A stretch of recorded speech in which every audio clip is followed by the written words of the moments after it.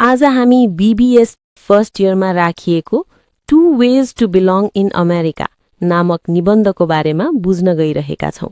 सुरुमा हामी यस निबन्धका लेखकका बारेमा छोटकरीमा चर्चा गर्नेछौं, जसले यो रचना किन र कुन सन्दर्भमा लेखिएको हो भन्ने बुझ्न मद्दत गर्छ।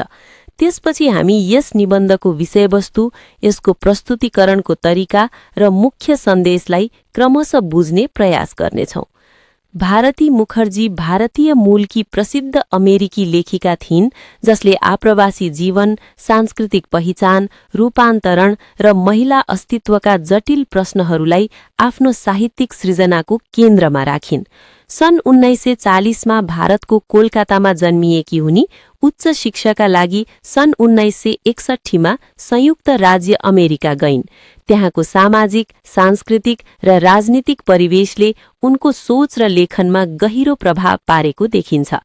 पछि उनले अमेरिकी नागरिकता ग्रहण गरिन् र आफूलाई अमेरिकी लेखिकाका रूपमा पहिचान गराउन रुचाइन्। उनले युनिभर्सिटी अफ क्यालिफोर्निया बर्कलीमा अंग्रेजी साहित्य तथा सृजनात्मक लेखन अध्यापन गरिन्। उनका चर्चित उपन्यासहरूमा Jasmine, Desirable Daughters, Tiger's Daughter र द ट्री ब्राइड उल्लेखनीय छन्। त्यसैगरी उनको कथा संग्रह the Middle Man and other स्टोरिजले अन्तर्राष्ट्रिय स्तरमा प्रशंसा पाएको थियो। उनका कृतिहरूमा परम्परागत भारतीय समाजमा महिलाको भूमिकासँग अमेरिकी समाजमा पाइने स्वतन्त्रता र अवसर बीचको द्वन्द्वलाई जीवन्त रूपमा चित्रण गरिएको छ। मुखर्जीको लेखनले आप्रवासी अनुभवलाई केवल विस्थापनको कथा मात्र नभई पुनर्जन्म र आत्मरूपान्तरणको प्रक्रियाका रूपमा प्रस्तुत गर्छ। उनले सांस्कृतिक मिश्रणलाई सकारात्मक शक्तिका रूपमा चित्रण गर्दै बहुसांस्कृतिक समाजमा नयाँ पहिचान निर्माणको सम्भावनालाई उजागर गरिन्। उनका साहित्यिक योगदानले विश्व साहित्यमा आप्रवासी लेखनको महत्त्वपूर्ण स्थान स्थापित गरेको छ। यो निबन्ध दुई दिदी-बहिनी मीरा र भारतीको जीवन अनुभव मार्फत आप्रवासन, नागरिकता, पहिचान र राष्ट्रिय सम्बन्धको जटिल प्रश्नलाई प्रस्तुत गर्छ। दुवै भारतको कोलकाताबाट अमेरिका अध्ययनका लागि आएका थिए, तर समयसँगै उनीहरूको सोच, जीवनशैली र अमेरिकाप्रतिको दृष्टिकोण फरक दिशामा विकसित हुन्छ। एउटै परिवारमा जन्मिएका, समान संस्कारमा हुर्किएका र सुरुमा समान सपना बोकेका यी दिदी-बहिनीले अन्ततः अमेरिकामा कसरी सम्बन्ध राख्ने भन्ने प्रश्नमा दुई भिन्न मार्ग रोज्छन्। मीरा सन् 1960मा अमेरिका पुग्छिन्। उनी बाल मनोविज्ञान र पूर्व प्राथमिक शिक्षाको अध्ययन गर्न डिट्रोइट पुग्छिन्। त्यसको 1 वर्षपछि भारती पनि उच्च अध्ययनका लागि अमेरिका जान्छिन्। उनीहरू भारत छोड्दा दुवैको उद्देश्य स्पष्ट थियो, अध्ययन पूरा गर्ने, केही समय अमेरिका बस्ने र पछि भारत फर्केर परिवारले रोजेको विवाह गर्ने। दुवैको पहिरन, बोली, सोच, सामाजिक दृष्टिकोण सबै मिल्दोजुल्दो थियो। उनीहरू परम्परागत भारतीय संस्कारमा विश्वास गर्थे र आफ्नो सांस्कृतिक पहिचानलाई सुरक्षित राख्न चाहन्थे। तर जीवनले उनीहरूको योजनाभन्दा फरक मोड लिन्छ। मीराले अमेरिकामै एक भारतीय विद्यार्थीसँग विवाह गर्छिन्, जसले व्यापार प्रशासनको अध्ययन गरिरहेका हुन्छन्। उनीहरूले आवश्यक कानूनी प्रक्रिया पूरा गरी स्थायी बसोबासको अनुमति, ग्रीन कार्ड प्राप्त गर्छन्। यसरी मीरा अमेरिकामा स्थायी रूपमा बस्न थाल्छिन्। उनले शिक्षा क्षेत्रमा काम सुरु गर्छिन् र बिस्तारै आफ्नो क्षेत्रमा प्रतिष्ठा कमाउँछिन्। दक्षिण फिल्ड मिशिगनको विद्यालय प्रणालीमा उनको योगदान उल्लेखनीय बन्छ। उनी बाल शिक्षा र अभिभावक शिक्षक सम्बन्ध सुधारका क्षेत्रमा राष्ट्रिय स्तरमा चिनिन थाल्छिन्। यद्यपि मीराले अमेरिकामा करिब 3 दशकभन्दा बढी समय बिताइन्, उनले नागरिकता लिने निर्णय गर्दिनन्।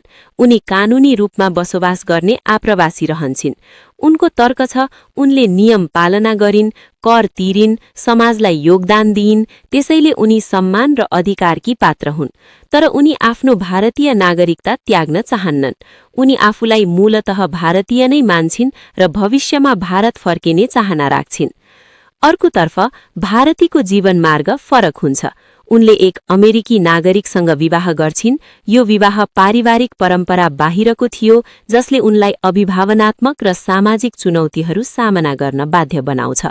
तर उनले यसलाई आत्मपरिवर्तनको अवसरका रूपमा लिन्छिन्। उनले अमेरिकी नागरिकता ग्रहण गर्छिन् र आफूलाई पूर्ण रूपमा अमेरिकी समाजको हिस्सा बनाउने प्रयास गर्छिन्। भारतीका अनुसार आप्रवासन केवल बसाइसराई होइन, आत्मरूपान्तरणको प्रक्रिया हो। उनले आफ्नो पुरानो पहिचानलाई पूर्ण रूपमा अस्वीकार नगरे पनि नयाँ पहिचान निर्माण गर्ने प्रयास गर्छिन्।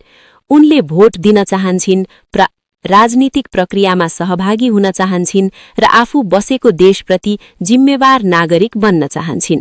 उनको विचारमा नयाँ देशमा बस्ने निर्णय गर्नु भनेको त्यस देशसँग भावनात्मक र नैतिक सम्बन्ध गाढ्नु हो।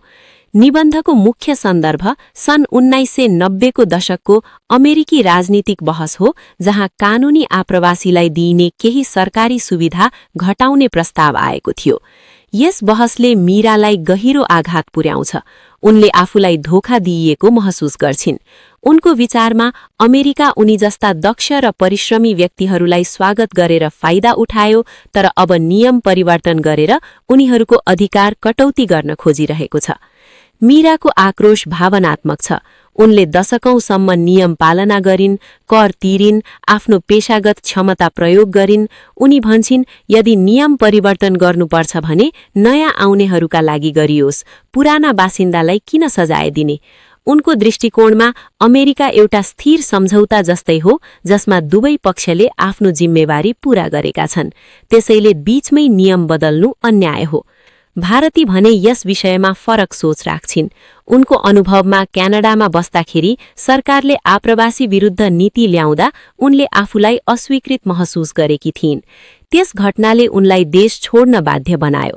त्यसैले उनी नागरिकताको महत्व बुझ्छिन्।